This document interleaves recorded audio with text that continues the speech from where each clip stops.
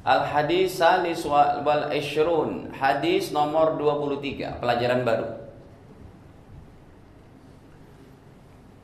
An Abi Malik Al-Asy'ari radhiyallahu anhu qala, beliau berkata,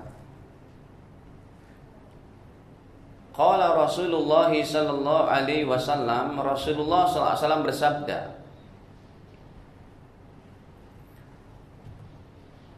at-tuhuru syatrul iman, kebersihan sebagian dari iman. Oh, ini rupanya ada hadisnya, Ustaz. Yang terkenal itu ya, kebersihan sebagian dari. Dan ini sebetulnya ajaran Islam. Ajaran Islam untuk bersih, untuk rapi gitu ya. Makanya semoga Allah berkahi itu ada daripada satu komunitas pembuat toilet masjid jadi bersih. Ada itu. Kan dulu-dulu tuh ya, toilet itu kadang nggak bersih, nggak apa, di masjid ya apa gitu. Sekarang ada komunitas itu yang membersihkan yang ini kan, berdonasi untuk masalah itu aja itu. Karena kalau ruangan masjid rata-rata emang bersih. Kata Nabi, at-tuhur syatrul iman, kebersihan sebagian daripada iman. Walhamdulillah tamla'ul mizan, dan alhamdulillah memenuhi timbangan. Ucapan alhamdulillah itu memenuhi timbangan. Makanya kalau timbangan amal kita di akhirat mau jadi berat, sering-seringlah mengucapkan alhamdulillah, alhamdulillah. Coba ibu saya tanya, doa apa yang paling ringkas ketika kita kena musibah yang Allah sangat menyenangi doa itu? Masa cuma alhamdulillah aja? Nah, siapa yang bilang tuh?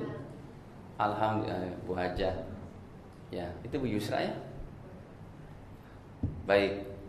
Kalau kita, ya namanya cobaan hidup ini, ada musibah, ada ketidakenakan, supaya Allah ridho kepada kita, ucapkanlah alhamdulillah ala kulli hal. Segala puji bagi Allah dalam setiap kondisi dan keadaan. Ya, ini tulisannya begini nih kalau mau lihat bahasa Arabnya. Atau tulis pakai bahasa Indonesia.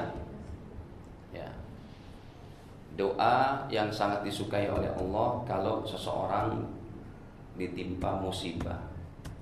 Karena musibah itu hakikatnya cobaan dari siapa?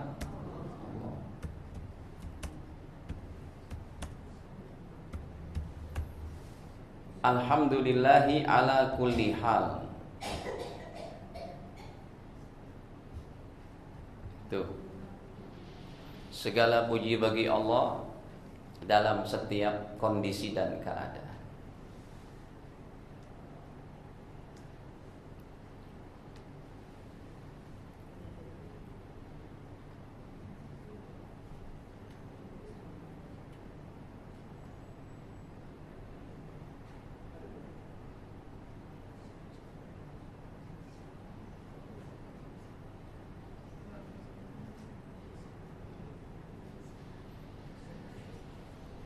Baik. Alhamdulillah tamla'ul mizan, ucapan alhamdulillah memenuhi timbangan. Wa subhanallahi walhamdulillah tamla'ani ma bainas sama'i wal ard.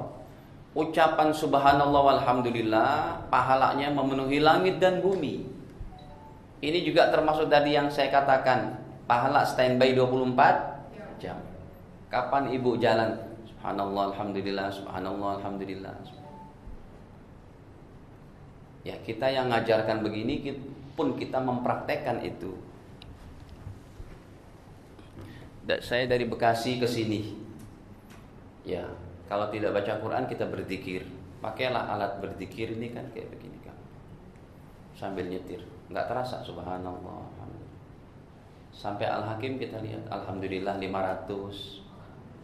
Jadi waktu itu milik kita dan dia dipahami baik-baik. Pahala standby 24 jam.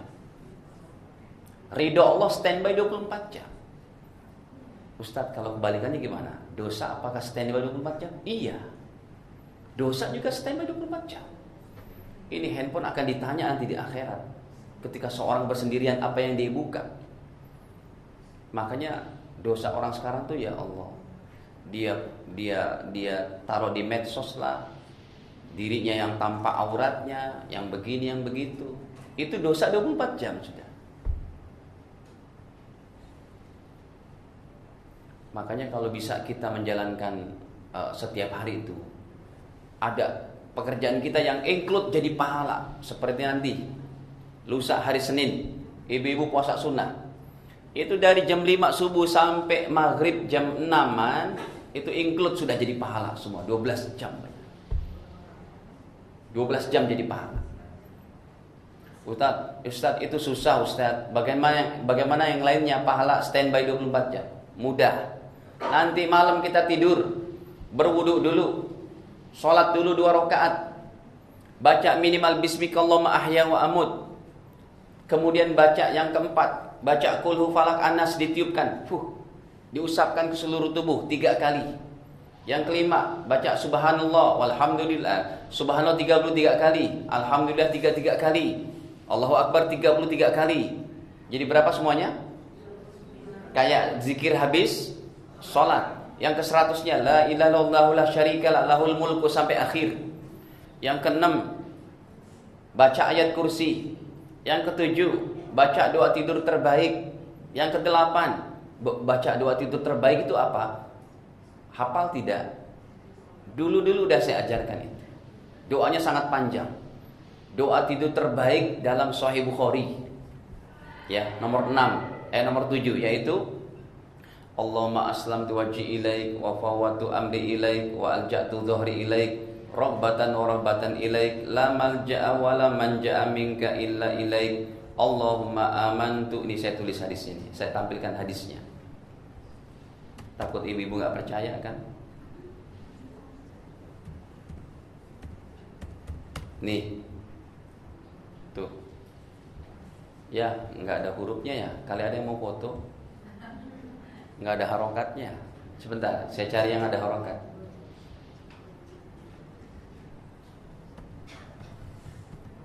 Raba-raba. Ada kok yang harokatnya. Sebentar, ini kan naskahnya banyak.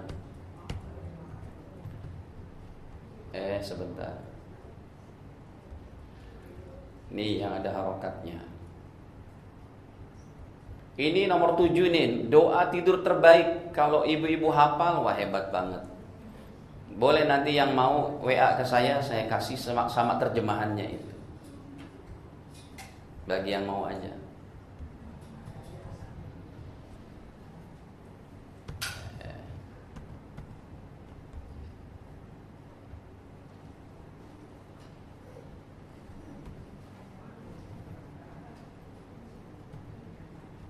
Ini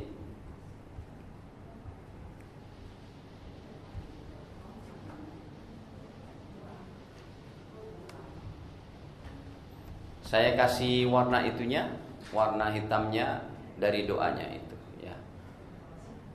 Nih dari sini. Nah, ini doa tidur terbaik nomor 7 tadi sudah saya sebutkan.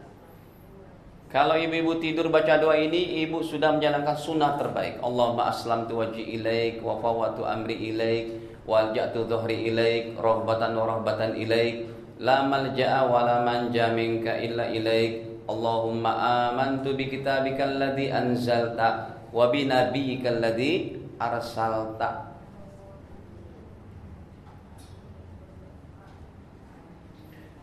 Kita mau tidur, sebentar ibu. Kita mau tidur saja.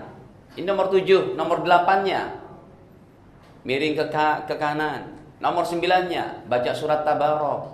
Nomor 10-nya baca surat As-Sajdah. Nomor 11-nya sunnah Nabi sebelum tidur, memaafkan dosa seluruh manusia. Nomor 12-nya catat hutang yang ada, taruh bawah tempat tidur. Kenapa Rasulullah mengajarkan doa tidur begitu banyak? Yang pertama, pahala standby 24 jam. Supaya tidur kita 7 jam, 6 jam. Jadi pahala semua itu. Kan sayang kalau tidur masih pegang handphone, masih pegang remote TV, nggak sholat dulu, nggak baca doa-doa ini. Ini yang saya maksud pahala standby 24 jam. Apa Ibu? Kenapa?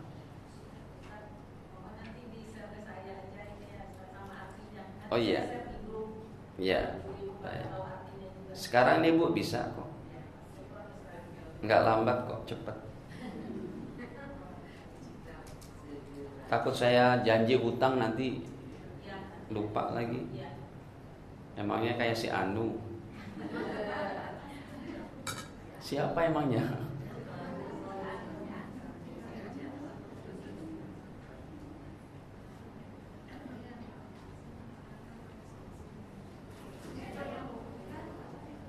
Ibu sudah tuh, coba dilihat.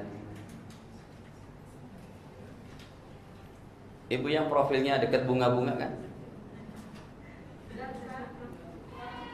Sudah masuk? Ya oke, itu sudah.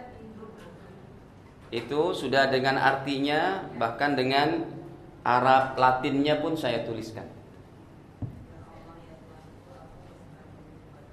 Ya.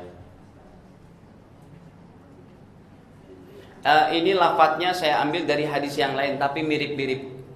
Ini agak panjang sedikit. Panjangan ini lebih komplit ya. Baik. Jadi para jamaah yang dirahmati Allah, kita kembali. Yang nomor 8, kewajiban seorang muslim yang tidak paham masalah agama untuk bertanya. Kok ini sih? Bukan ini. Tadi hadisnya. Baik. Subhanallah walhamdulillah, memenuhi daripada langit dan bumi. Kemudian kata Nabi, lanjutan hadisnya, wassalatu nurun. Salat itu cahaya. Wassadaqatu burhanun. Sedekah adalah burhan. Burhan itu penerang, ya, ataupun sedekah itu sebagai bukti, ya, bukti penjelas. Wasabru diaun, sabar penerang, ya mirip-mirip sih. Wasabru diaun, sabar sebagai penerang. Wal Qur'anu hujjatun laka au alaika. Sedangkan Quran adalah sebagai pembelamu atau sebagai penuntutmu di akhirat. Waduh, repot ini. Al-Quran hujjatun laka, pembelamu, au alaika, ataupun penuntutmu. Menuntut karena enggak pernah baca Quran. Menuntut karena tidak mengamalkan Quran. Jadi Al-Quran itu bisa jadi pembela. Al-Quran di akhirat bisa jadi musuh bagi kita kalau kita tidak berinteraksi dengan Al-Quran.